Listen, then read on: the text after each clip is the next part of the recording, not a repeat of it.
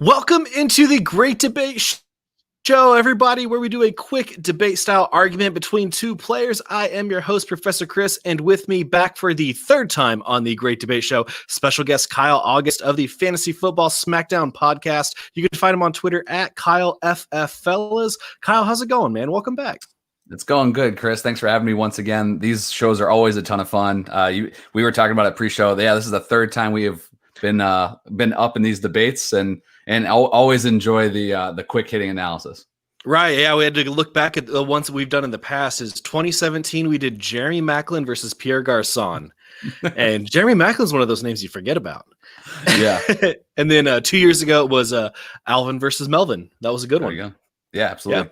For sure.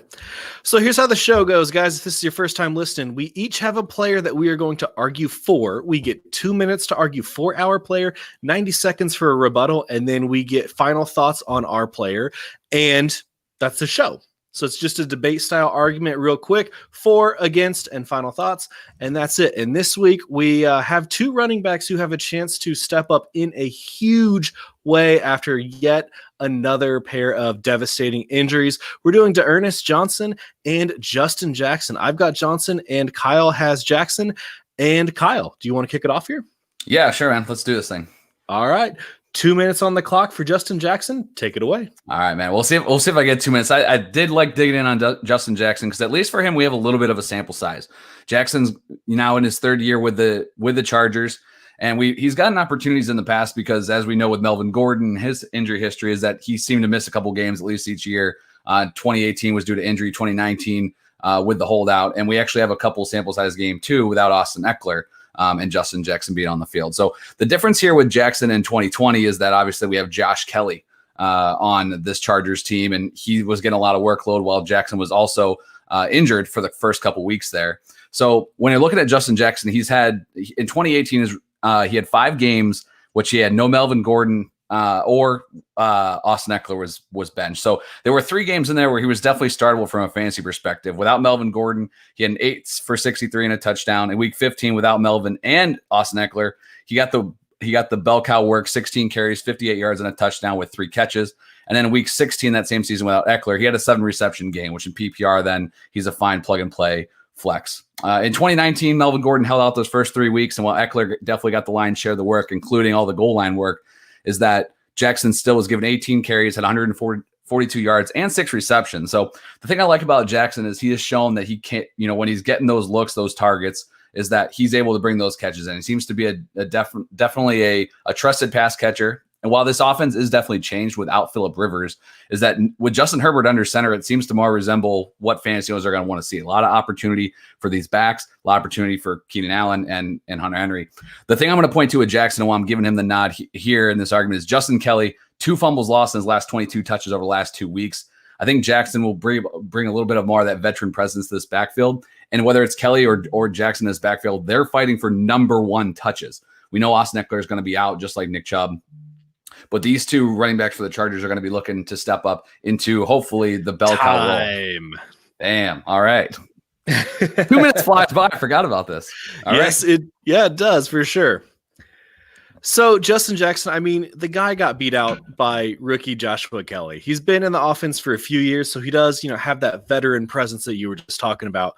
But the rookie had him beat on opening day, and it's going to be a 2-headed committee for the Los Angeles Chargers with Kelly getting the lead work. And he has looked solid aside from the fumbling issues, right? He's looked solid aside from that. Jackson was really inefficient this last week. 6 carries for only 9 yards, 1.5 yards per carry. Not great. He's also coming off a quad injury that sidelined him in weeks 2 and 3.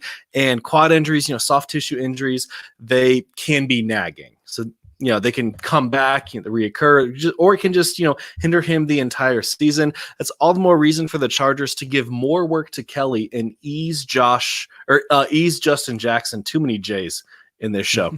Jackson back in, or even just to spell Joshua Kelly on occasional drives. All right, you still got 30 seconds. You're just going to forfeit it? No, I think I'm good. Good right. There. Good deal. All right, man. So we got, I'll put 2 minutes on the clock here for you to go D'Ernest Johnson.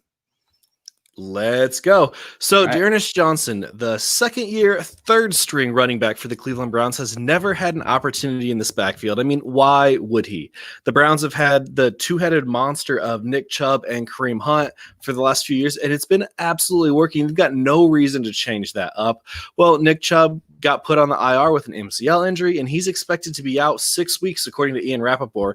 The earliest he'll likely return is mid-November. Johnson has a path to being very fantasy relevant for the next month and a half or so. Now, when Nick Chubb went down on Sunday, it wasn't Kareem Hunt who stepped up and took all the rushing work. The Browns got D'Ernest Johnson in there right away. They gave him 13 carries right away, starting basically as soon as Nick Chubb was out. 8 of his carries were on first down. In fact, all 13 of his carries on Sunday were on either first or second down, and 9 of them went for at least 5 yards. He ripped off a 28-yarder on his first carry of the game. Kareem Hunt, definitely the third down back, and sometimes second down as well. The Browns, they're going to want to get the ball into Kareem Hunt's hands as much as possible. I mean, why wouldn't you? I mean, he's phenomenal. He's the superior back. However, this Browns offense looks legit. It looks like the offense we were expecting last year. So chances are they're going to be up in a lot of games. They're just going to be trying to run the ball. The next 2 matchups, they're not going to be easy, though. The Colts and Steelers both have great defenses. However, if the Browns can do work through the air, that opens up the running game, and they'll be able to do that against the Bengals, Raiders, and Texans in weeks 7, 8, and 9. If you look at his college stats, he's not exactly a slouch in the receiving game either. 25 and 28 receptions in his sophomore and junior years at South Florida. Those aren't elite receiving numbers by any means, but the guy can be useful out of the backfield, and he'll get some targets each game. It's a huge bummer that we're talking about these guys this week. You know, like just so many injuries this season. Time. I think you nailed it at the end there. I didn't have much else to say, so we're almost to the final thoughts. But hey, before we get there, give me that rebuttal. Yeah, I think the rebuttal for me with Johnson is that, like you said, they have Kareem Hunt, who was the best, second, RB2 in the league, and now stepping right into that RB1 role. Fantasy owners that own Kareem Hunt are just drooling at the opportunity he's going to get. I think he is going to be the bell cow in that offense. The only thing that really concerns me too is what you mentioned with Johnson, is that if they give Hunt a little bit more of the first and second down role that he wasn't really getting with Nick Chubb, and then Johnson is splitting that with Hunt, and then Hunt and Dontrell Hilliard, who we saw get his first action of the year and was actually in on 5 of the 6 third down snaps after the first quarter on Sunday, is that could be a concern where Johnson's only path to playing time is on that first and second down, where they have 2 other options for the third down work. And if they are chasing points, which they could be at a little more than they have to start the season, that's where I think Johnson might be a little bit capped there. And with these Browns running backs, is that Kareem Hunt's going to be the guy. So the opportunity is definitely there, because I prefer the Kevin Stefanski offense, I think, right now, which feels weird to say, but he likes to workhorse those running backs, right? So if you can get a piece of that, and you're getting Nick Chubb light for 4 or 5 weeks for free as we enter the bye weeks, D'Ernest Johnson's definitely going to be entering the flex discussion. So definitely some good points there. Just a little bit of concern about not being involved in the passing game as much. So that's what I got. 10 seconds. You giving up already?